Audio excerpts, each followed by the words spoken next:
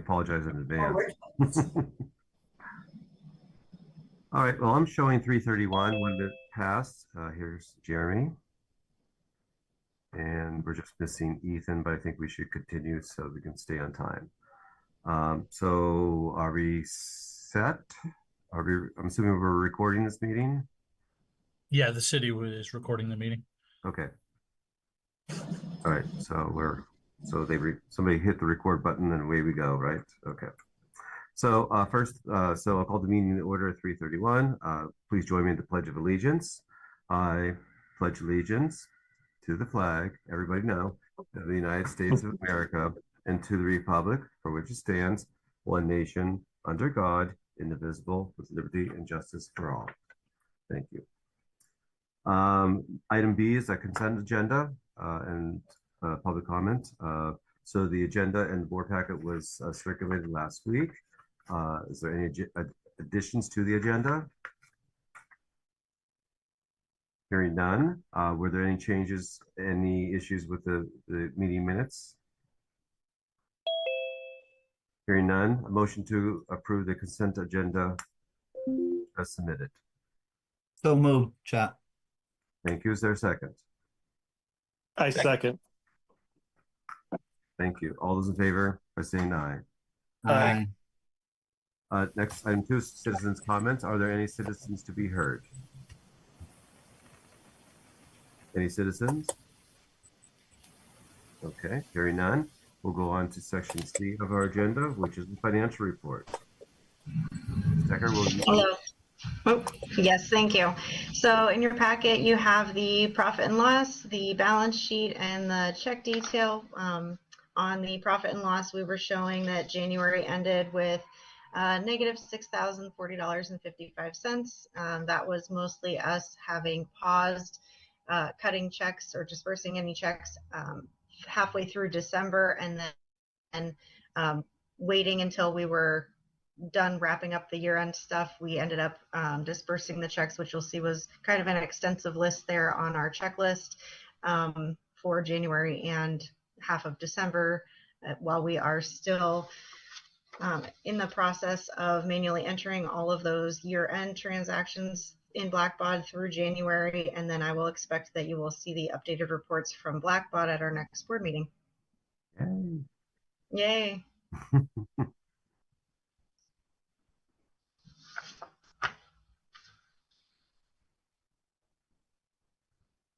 So are there any questions to April on the financials? I do have one question. I see that Tom Ferraro is getting checked for $4,000. Is that Tom Ferraro as an artist, or is that a Tom Ferraro as a homeowner? It was as the I'm sorry, what was the amount that you saw? The 1,000? It's for the that was Greenway. Yep.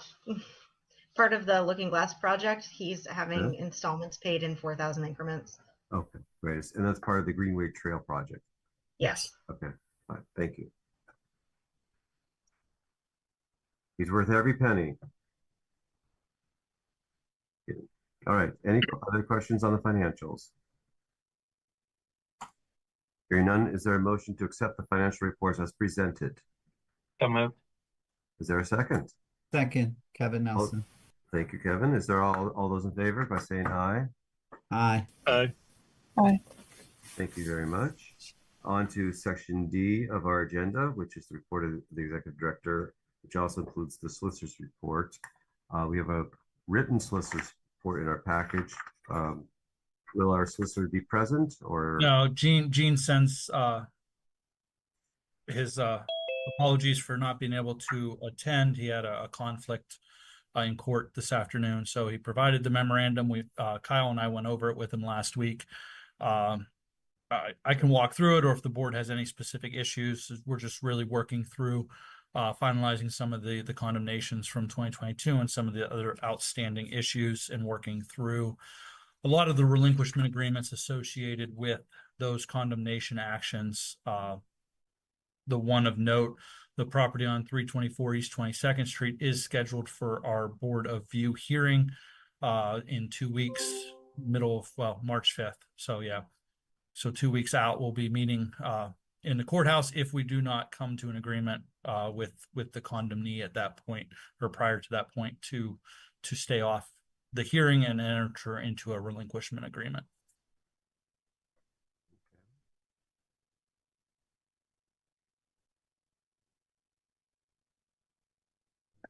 I'm going through the list here.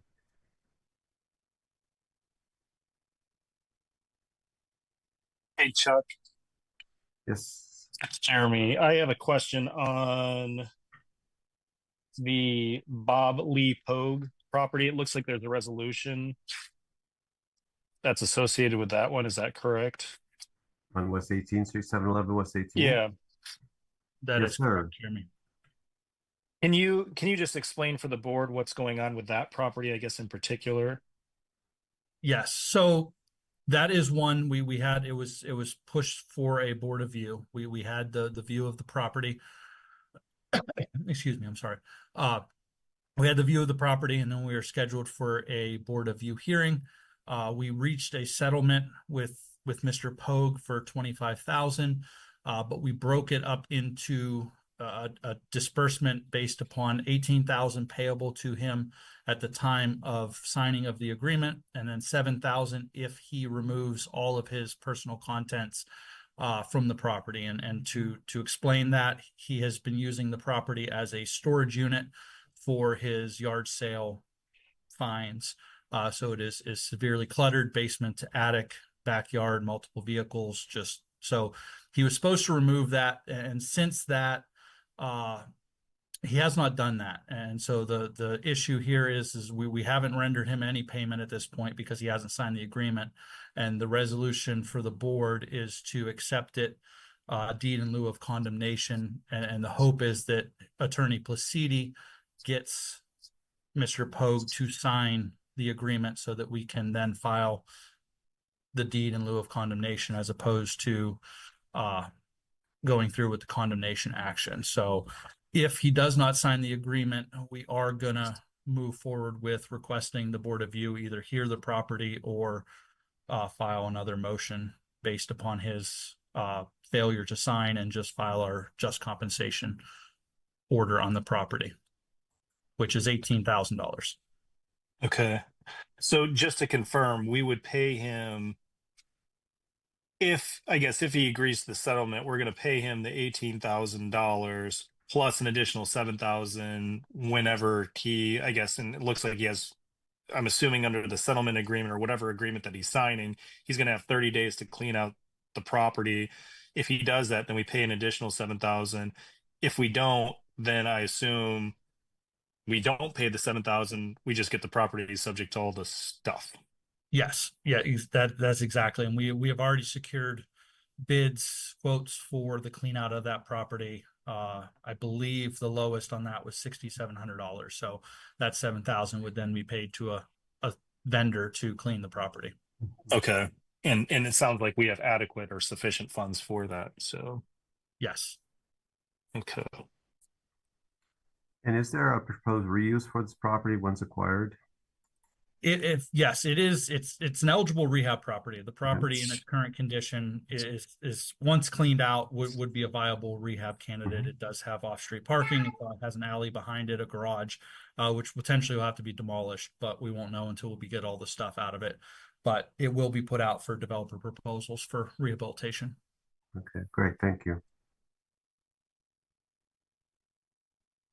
Any other questions on the solicitor's report? Chuck, I have one question on Yes, sir. item number 8, 1129 East Fifth Street. It says that we're exploring the option to demo the structure. It's a present danger in the community. Well understood. There is a mortgage holder on that. Do we know who that is? And have we been in contact with them? What was the property, Kevin? That was number 8, item number 8, 1129 East Fifth. Yeah, so Gene has tried to reach out to the mortgage holder on that. The mortgage is current. The property is in deplorable condition. We boarded it up multiple times due to vagrants. So we have bid it out and it is scheduled for demolition. that was Gene's recommendation to demolish it to mitigate our liability as far as the property and the access that continues to happen to it, in hopes that Wells Fargo will write off the mortgage on the property because essentially as long as it gets paid, they're going to continue to accept payments and we can't get contact with the mortgage, the individual who's paying the mortgage. Well, that's a sticky one. Do we know what the remaining mortgage is on that property? I don't know that off the top of my head. I know it's in the file Okay. in the office. Yeah, I can no get that problem. for you. It's not an issue.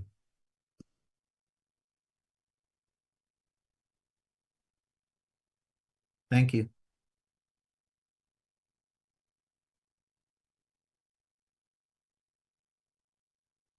I'm sorry, I got interrupted here.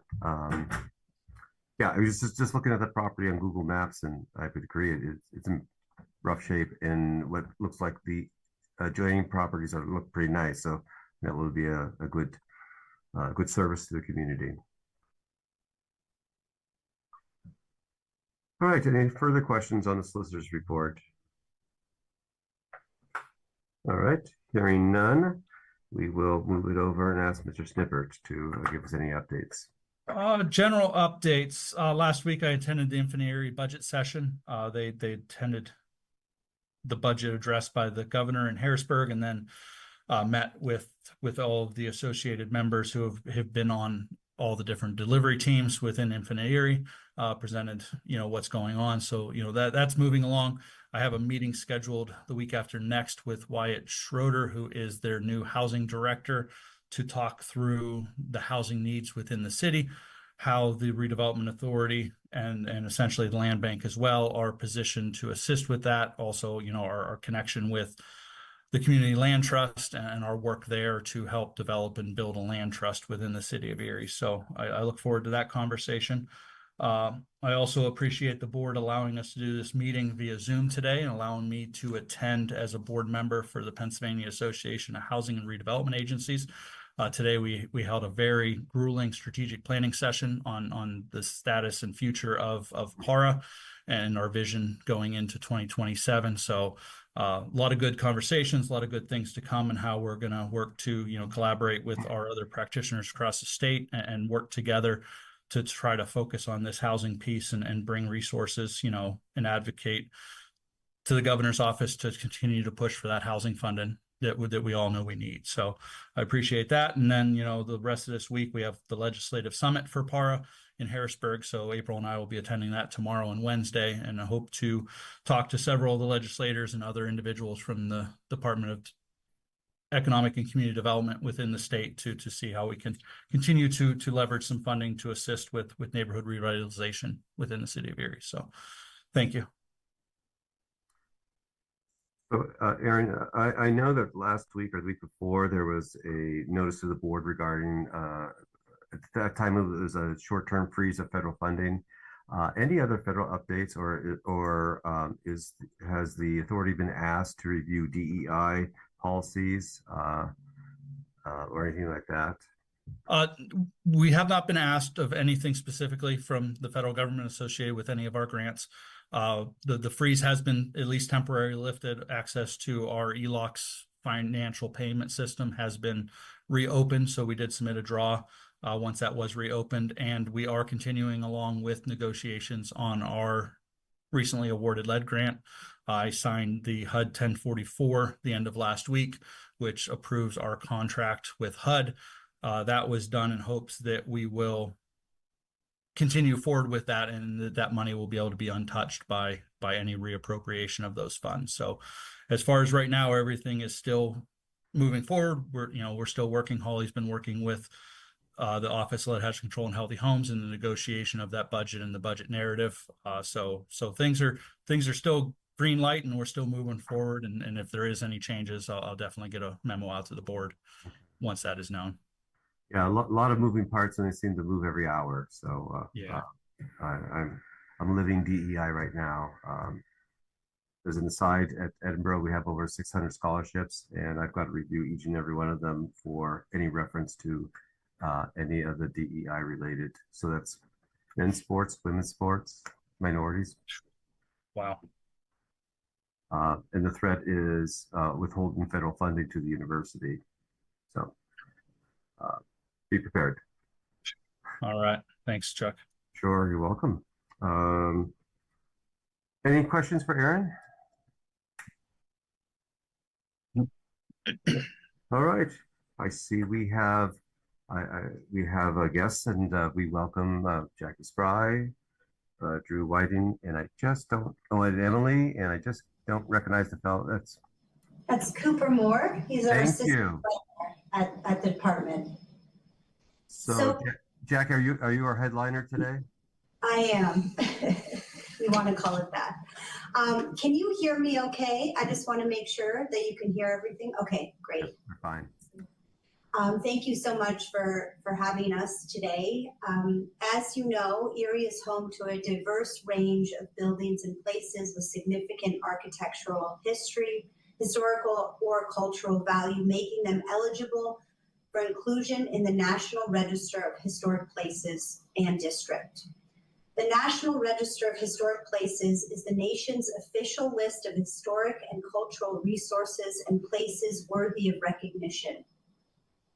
Administered by the National Park Service in partnership with the Pennsylvania State Historic Preservation Office, or SHPO, a National Register listing is honorary only and does not restrict a property's use or disposition.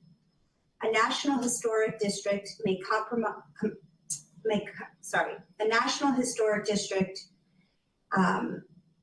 may comprise a downtown neighborhood park or other collection of historically or architecturally significant resources listed together as a district having met certain criteria for eligibility. We currently have 4 National Register Historic Districts in the city of Erie: Federal Row, West Park Place, West 6th Street, and West 21st Street. Several past planning efforts and surveys have identified properties and districts throughout the city of Erie as eligible for listing in the National Register.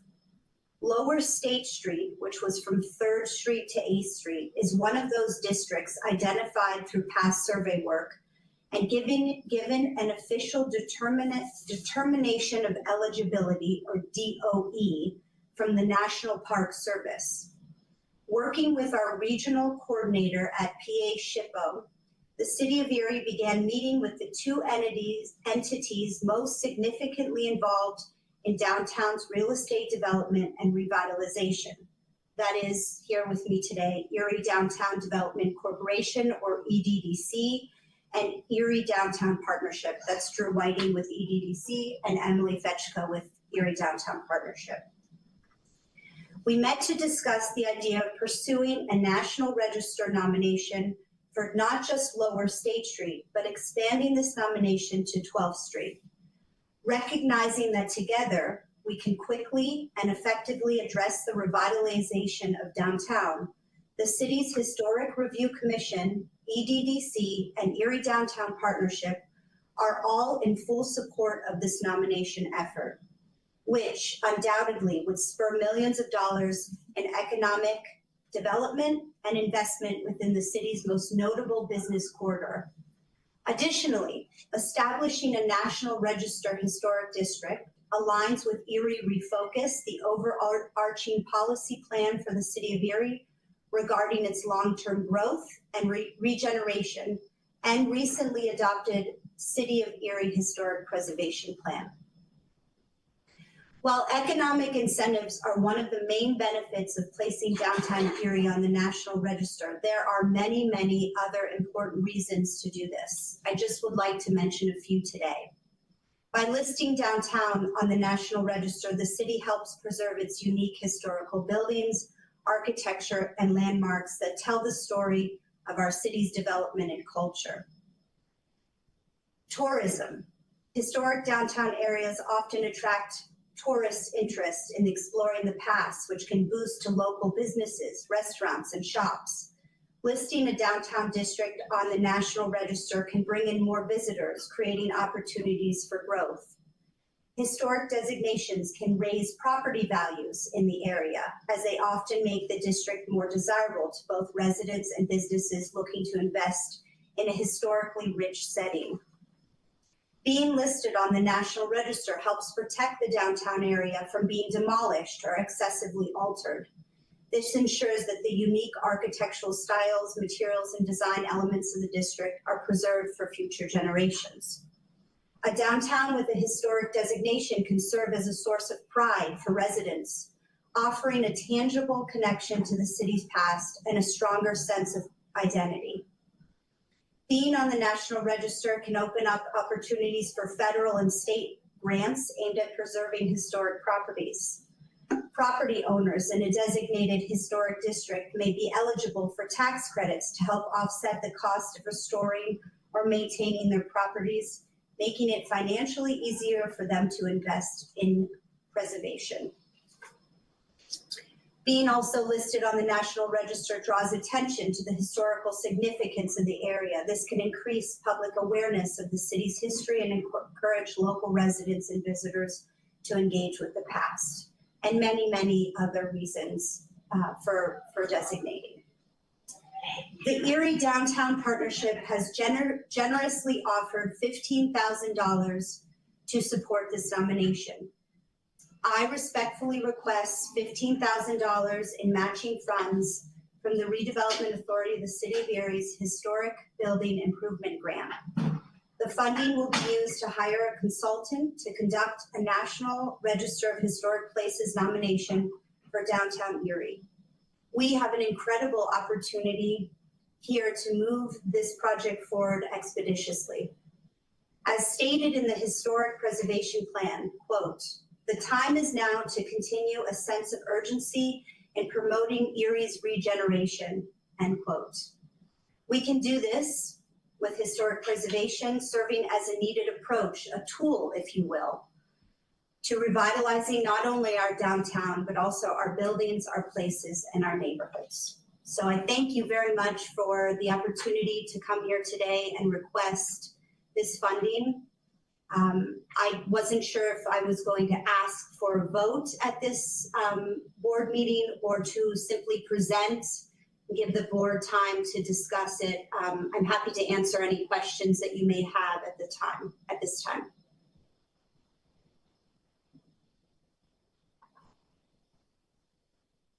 I have one, Chuck, if I may go first. Please. Thank you. So what would be the next steps after assuming that the designation on the National Register does move forward? What would be the next steps? Is there a local historic district that's currently in place? And if not, would there be one that the city would consider implementing just to have a little bit more, for lack of a better word, in enforcing the historic character? Because as you mentioned at the beginning, it is mostly symbolic. There's not really a whole lot of ramifications for demolishing an existing historic structure in a federal overlay or a federal district, unless there's more, local enforcement, more powerful local enforcement. So just curious if there's anything like that on the table. Sure. So you're right. This is honorary designation and does not really involve the city at all in terms of any kind of determinations or regulations placed upon properties. The hope is, of course, that this awareness around preservation would absolutely encourage more local designations. I mean, that's essentially what we want to attain and what our historic preservation plan speaks to. So at the moment, though, the focus is not necessarily on the local designation aspect of it, although that would certainly be part. We would hope that would, and there would be strategy around how we would get more local designations within the district itself, or even have the entire district be locally designated at some point in the future. Great, thank you. Yes, thank you. Have you and this isn't maybe addition two, but I saw that the Pennsylvania Museum and Historic Commission has a planning grant that's out now with a window at maybe it's March 5th. Have you looked at that as a resource to help with this process as well? I was not aware of the planning grant. We've been working with Bill Callahan, who's just a tremendous support to, and he's our regional coordinator. He's a tremendous support to us. You know, there is certainly grant funding available that would make us eligible to use the funding to hire a consultant and do a nomination that way. But our discussions led us in a different path. Okay. And we felt that instead of waiting for grant funding and working through those processes, we could expedite this and use some funding to leverage and hire a consultant in a quicker manner than waiting for the grant funding. Certainly that was an option, that could be an option to us, but we are applying for several grants in the spring. We'll be applying for a Keystone grant to hopefully do design guidelines for residential development. And we'll also be applying for another CLG grant for training and other offsetting costs. So for the last couple of years, those two grants have supported and supplemented this program at the City of Erie. Okay. Any other board members have any questions before I ask Aaron to maybe provide his insights? Hearing none, Aaron, would you be kind enough to share your thoughts?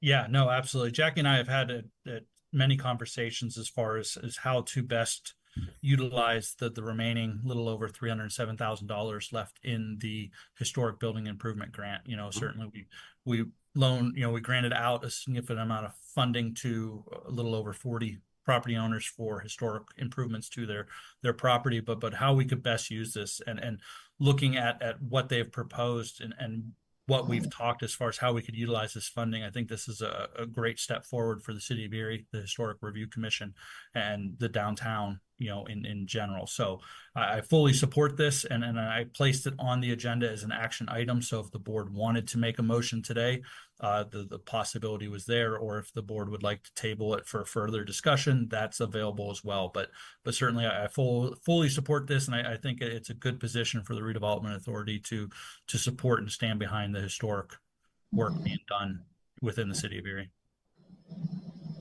So the funding resources from the historic preservation area of our funds. That is correct. Remind me again what was balance was 30. It's a little over 307,000 is the balance in the grant in the ARPA program. Okay. We started with $1 million. We drew down all but 307, and that's where we're at this point, right? It was $841,500 was the budget for this program initially. Initially, 841,500. Okay.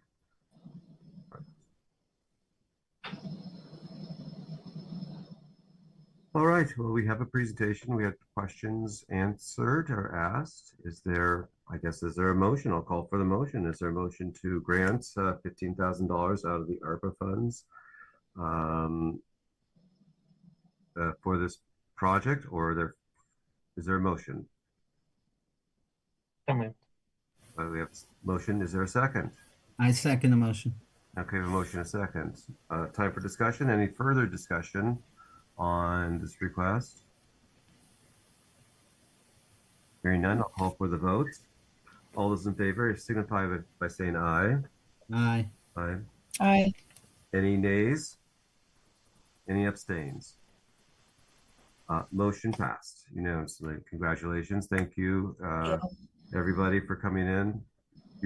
You're doing great things. We appreciate it. It takes a village, but in this case, it takes a city to run a city. So we're part of, we're all very pleased to be part of it. And Thank you. Thank you to the board. Thank you very much. certainly our pleasure.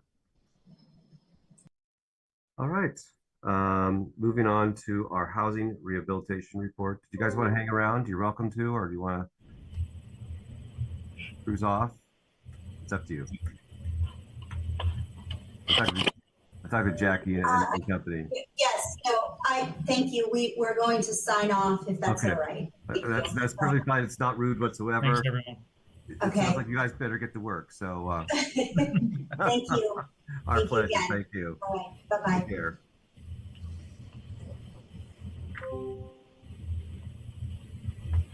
Ollie, good afternoon. Good afternoon, sir and board. I'm sorry for the weird angle of my camera. I can't seem to make it work any other way, so I'm looking at you, I swear. But as part of your board packet, you got the updated grant status, where we are with projects and budgets. I am this close to closing out our existing lead grant. We're pretty excited about that. And then, as Aaron already said, we are in negotiations with HUD as normal for now, dealing with all the budget negotiations and environmental review and all that stuff. So we're just gonna keep doing that and hoping for the best. But they just keep coming back with more and more stuff for me to change. So I'm just gonna keep changing it and smiling. Let's see. We're starting to get a bunch of projects through our PA state-led funds, which is excellent. I think we've got actually 6 now in process for that. Healthy homes. We've got some more projects we've kind of revised our spreadsheet on that, so we have a better idea of how much budget we have left. I'm thinking we're going to be able to get another 12 to 14 projects through under that program. So that's good. We're going to start with 6 right now, putting through, and then as some of these get finished, we'll keep revisiting that. County program, we've got 22 completed projects total. That's between us and Corey. 20 of those, 14 are ours. We have a bunch more of those coming down the pipeline right now, so those numbers will start jumping up now that we're hopefully heading towards the end of winter and going to get into a nice early construction season.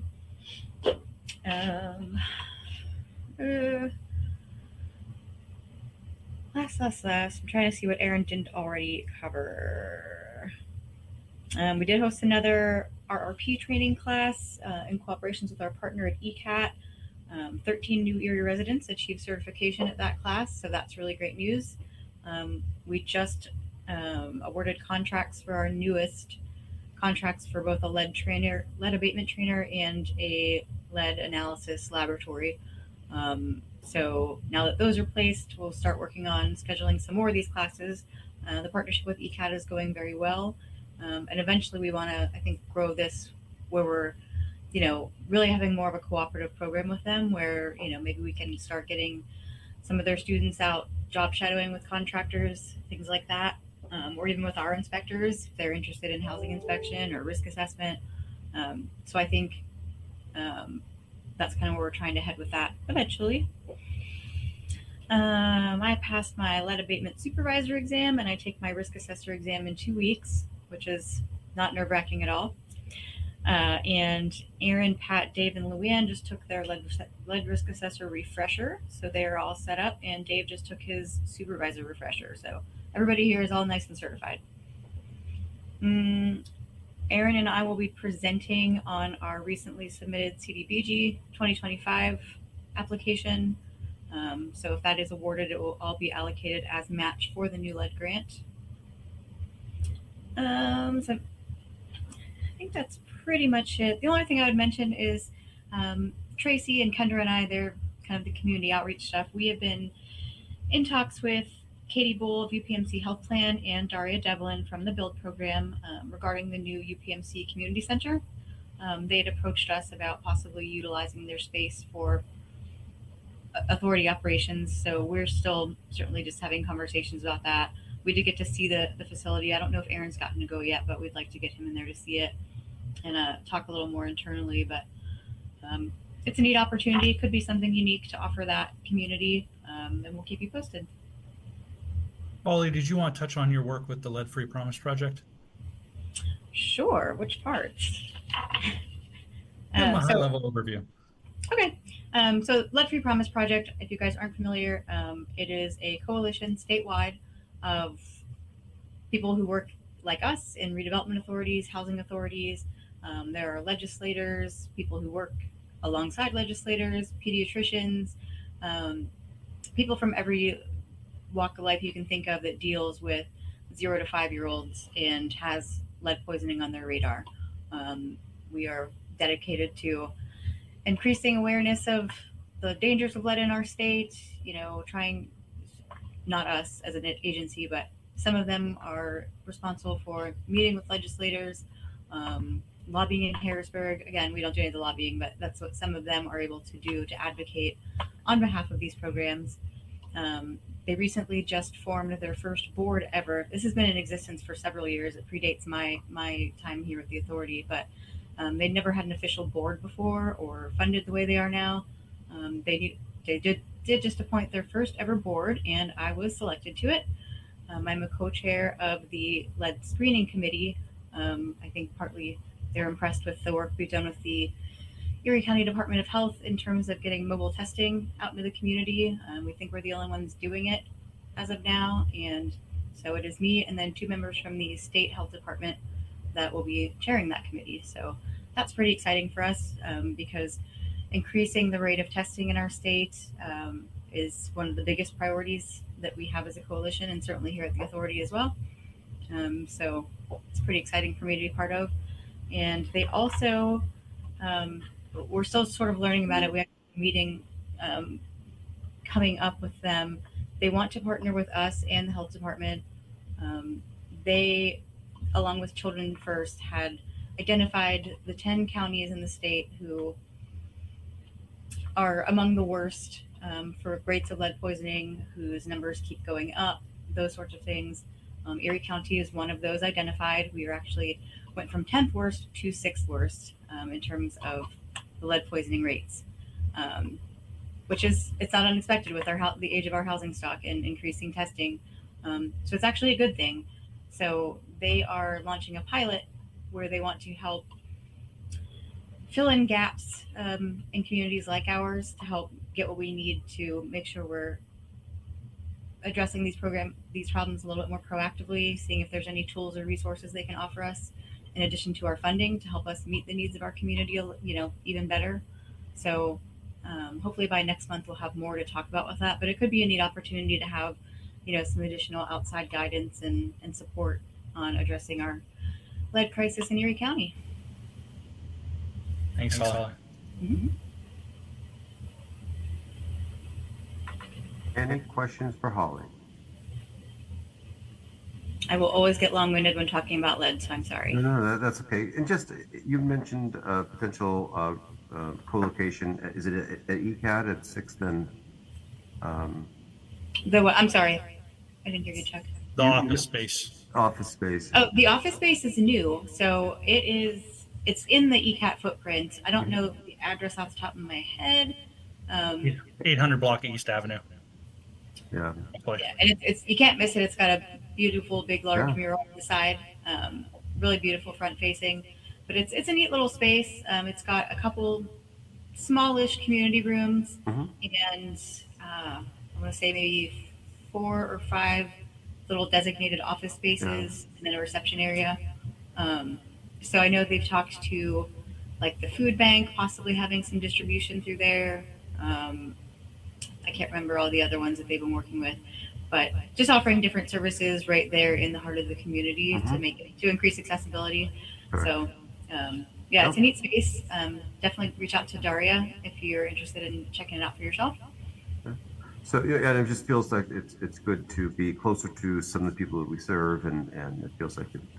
It's based off a model. There's one of these in existence in Pittsburgh that's been very successful, and because of their success, Erie was identified as the next place to get one of these. They think it will be successful here, so could be really neat. Excited to see what they do with it. Thank you. All right, any other questions? Holly, thank you so much. Appreciate everyone's work Um, Thank you, so sir. my pleasure. So moving on to item number 3, which is the CDBG funding request. Is that yours, Aaron? Yeah, so unless Holly wants to take it, but this is as Holly discussed, we'll be presenting on Friday our proposed application to the city for CDBG funds, all in a match to our newly awarded lead grant.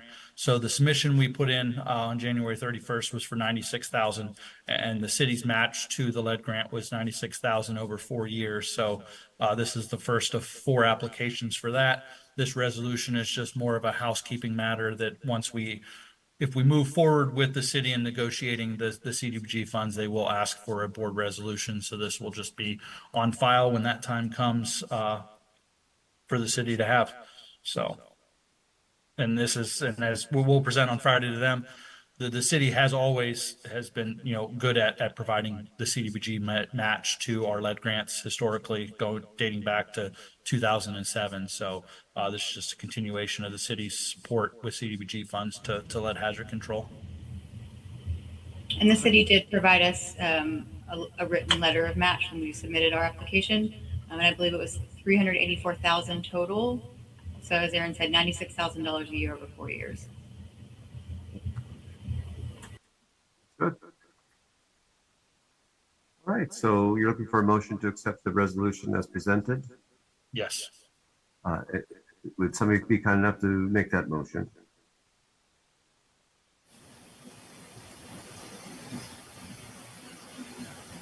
Andy, are you making the motion for us? Yes, yes, I will make that motion. Perfect. Is there a second to the motion for the CDBG application? Second. All right, Ethan, thank you so much. All those in favor signify by saying aye. Aye. Aye. Abstain or opposed? Hearing none, motion carries. Next resolution is on relating to the topic that we discussed a little bit ago, and that's 711 West 18th Street. I think we covered the details. Any further questions or concerns about this condemnation, or deed in lieu of condemnation, I should say? Hearing none, is there a motion to accept the resolution as presented? So moved. Is there a second? Second. All those in favor? Aye. Aye. Opposed? Any nays? Hearing none, we will mark that as being carried as well.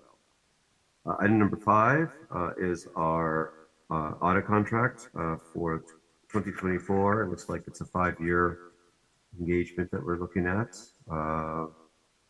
Aaron or April, I'm not sure who's going to cover that.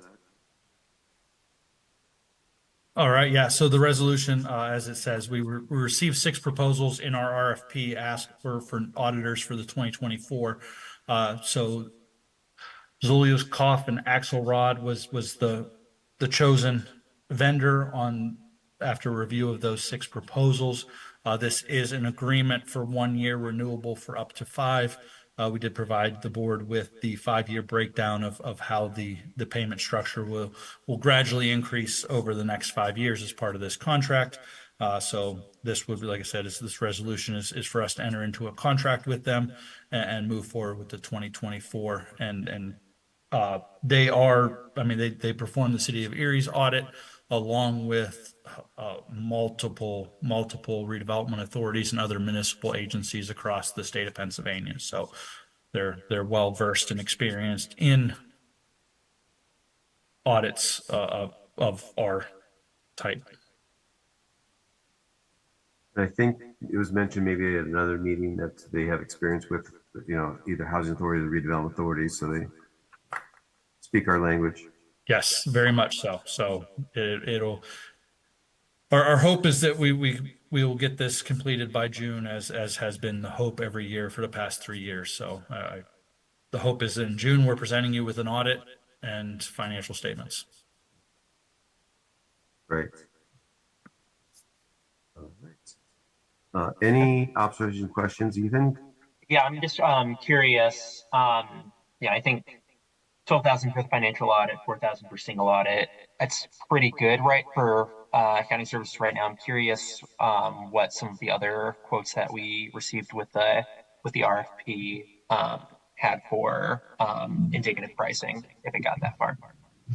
The ranges between the 6 RFPs that we got were so of course they combined the 12,000 and 4,000 together as one price because of the audit in its entirety, how they have to present that. So the 16,000 up to about 42,000, it was quite a range. And I see this firm is from Louisville, but it appears that they have some more local offices.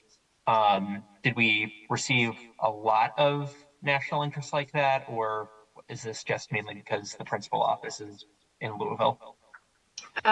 So they do have offices in Pittsburgh and Erie as well, that they operate out of. So there are some people here locally that they can come on site, but we did receive some from all over. Actually, we had down south, I think it was Kentucky. We had one from Texas, and then we had some local PA state-based ones. Okay, thank you. Sure. Any other questions or observations? I will say, compared to 2 years ago, the last time we RFP'd for auditor, the response was far greater and well welcomed compared to what we had in the past. Well, Do we know of anybody else that uses this accounting firm? You know, if you watch the lottery every night, that they are audited by Zelenkowski Axelrod on their commercials, so you can see that. Okay. But yes, the city of Erie, and then they had given a long list of many various types of authorities, townships, municipalities in Pennsylvania. I believe they do like Westmoreland County, some of the other local authorities that we have, interactions with periodically at conferences and networkings and things like that. So I have heard of them before. Okay.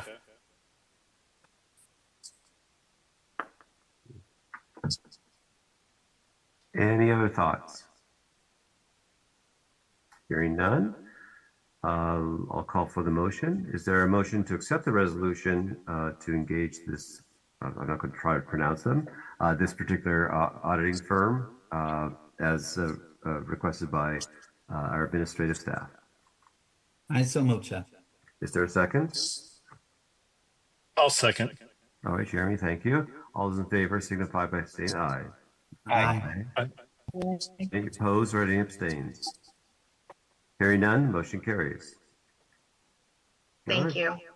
You're quite welcome. Thanks for the work. It's challenging to go RFP and review and recommend. So April, I know you probably headed that effort, so appreciate your work on that. And tell the world we need to graduate more accountants. We need more accountants, right, Ethan? Yeah. It's just there's not enough accountants out there. You need to talk to the higher ups at the public accounting firms. Otherwise, nobody's going to want to go into accounting. Indeed. It's fun, right? It's fun, they say. There's a reason I'm on the consulting side. Indeed. All right. Is there any other business to bring forward to the board this afternoon? No other business on my end. All right. Any announcements? Hearing none, motion to adjourn. Motion to adjourn. Thank you. Is there a second? Second. All right. I'm assuming all those in favor, say aye. Aye. All right. Well, you'll have 11 minutes back to your schedules. We appreciate everyone's time today. Covered a lot of territory. Appreciate everybody being prepared, and thank you so much. Thank you. Thank you. Thanks, everyone. Thank you. All right. Have a good evening. Thank you. All right.